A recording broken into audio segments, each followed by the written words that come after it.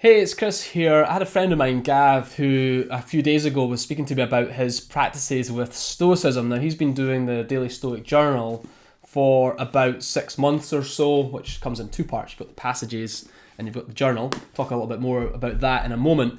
And what he was saying to me was that he's sort of like a reactive sort of practice, I would say. So you're going through the journal, you're writing down your answers to the prompts and your thoughts generally about it. But how do you know that it's like making a difference, right? Is there something else you could be doing that's more proactive, more conscious, perhaps more deliberate, that where you're sort of making you're bringing the Daily Stoic or the Stoicism to life a bit more, right? So you'd be much more proactive, using it much more deliberately in your day-to-day life. And there is things that you can do for sure, and I'm going to share them with you in this video. So, and it's very much based on my own journey with this as well, and it's very much about how I learn as well. There is a big difference between, even in my work that I do in marketing and teaching there, is that you can read all the books, you can do all the courses, you can get involved in all the discussions, but ultimately, knowledge isn't power until you put it into practice.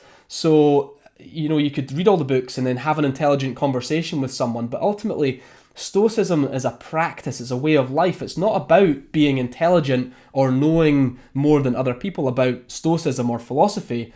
That's great, it's good to do that, but it's actually not very Stoic to approach it like that.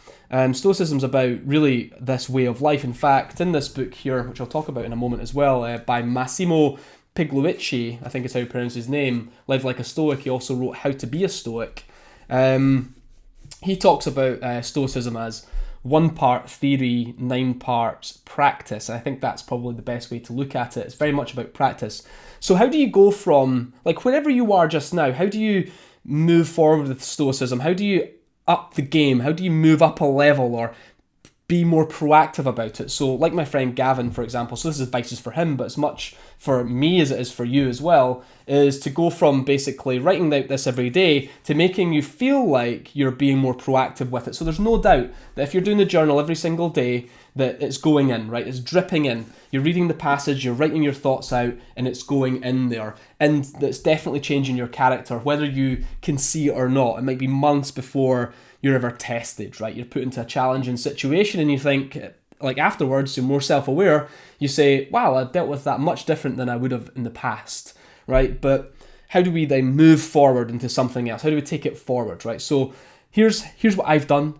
I think this will help you if you want to move forward. Maybe there's one thing in all of this I'm about to share with you that you'll find helpful, right? So obviously one of the things is to find reasons to be more practical with it, right? So something like Live Like a Stoic by Massimo Pigliucci here, for example. This is like 52 exercises, 1 exercise per week for 52 weeks for the whole year, right? So that's amazing, right? That's something you could, so practical, you can put it into practice every single day and you just make it part of what you do.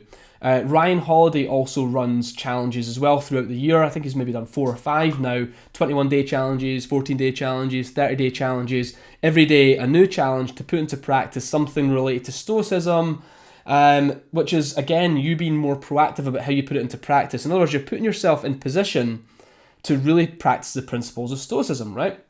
So finding challenges is good. I have been doing, for example, one thing I do every single week is in the Daily Stoic Journal, there's a new theme every single week.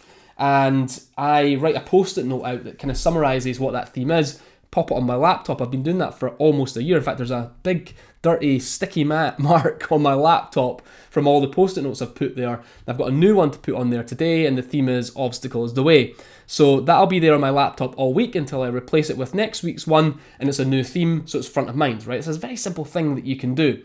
If you're lucky enough to have a partner who also practices Stoicism, perhaps they're also doing the journals, for example, the Daily Stoic Journal. Sorry, I'll make sure I pick up the right books. The Daily Stoic Journal. It's good to not just do it in private, but then over a cup of coffee or over breakfast or something like that, you talk about the theme, right? And by talking about it and articulating it, you start to confirm or firm up what you think you know about the situation or the challenges or the theory, and also you get another person's perspective and point of view as well, because everybody's different as well. So having those discussions is really important.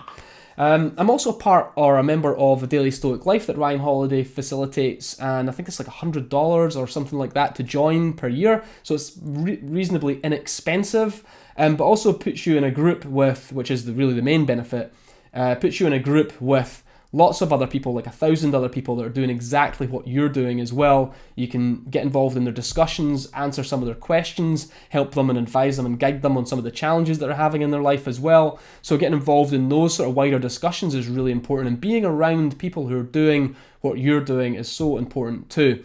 So you've got challenges, you've got groups, you've got discussions, you've got little things like Post-it notes and things like that too.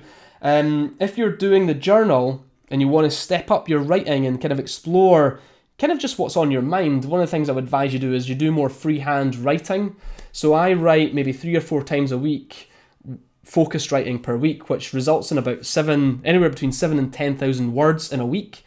And sometimes it's really bitty, so it's like 8 or 9 key themes with a couple of paragraphs. Sometimes it's just one big screed of like one thought, one theme.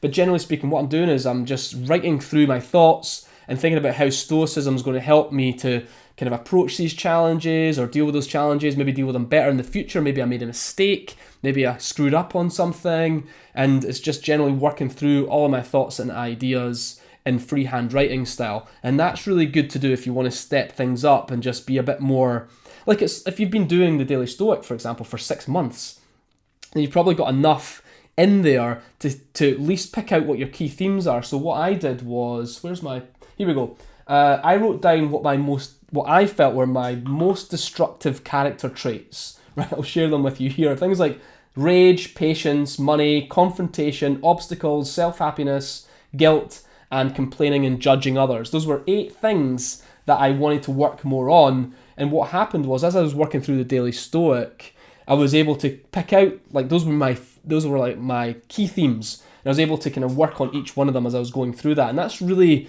important as well, as to kind of, as you work through this, is sort of pick out, right, these are the things that I want to work on the most, and those are the things that are going to come out. Now, if I do another year of the Daily Stoic, which I will, I'm just about to close off a year, if I do another year, I'll probably have some other, like, I've got a really good idea of what else should be on this, and maybe rate myself on some of these things too. So picking out your key themes, really good idea. So because there's so much in Stoicism, that I think it's really important to pick out the key things that you want to work on for you, and that's what you'll find in the reading, because everybody interprets it completely different, right?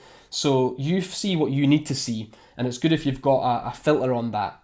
Of course, I think the final thing really is that, of course, you want to read around the topic as well. So reading around Stoicism in general, perhaps reading from different people in that space, like Epictetus and Marcus Aurelius and Cicero and Seneca and whoever, right? There's loads of people you can read around those authors. I've got a list of books that I can recommend to you, which I'll put into the description for this video, along with all these book recommendations too. But generally speaking, what this is about is, it's not about showing off and saying there's like overwhelming you with stuff to do. We've all got plenty to be getting on with. This is more about you saying to yourself, well, what's next for me? What can I do now that I've kind of fit, like if you've been doing Daily Stoic for 6 months, that's kind of like part of your life now. It's a habit. What else can you layer on top of that that's going to help you to be more proactive and bring Stoicism into your life in a bigger way? That's what I'm talking about here. So what's that one thing for you? What's next? Perhaps there's something in this video that's going to trigger an idea for you. I'd love to know what it is. Jump into the comments section. Let me know what's on your mind. Perhaps you've found something that I've not discussed here today that's worked for you. Or perhaps you want to talk about something I have discussed here that's worked for you. That would be cool too. Anything that's on your mind, anything that's front of mind for you, any questions, thoughts, ideas, jump into the comments section. I'd love to hear from you. I hope you're having an amazing day and you're enjoying your work, and I'll catch you next time. Don't forget to be awesome.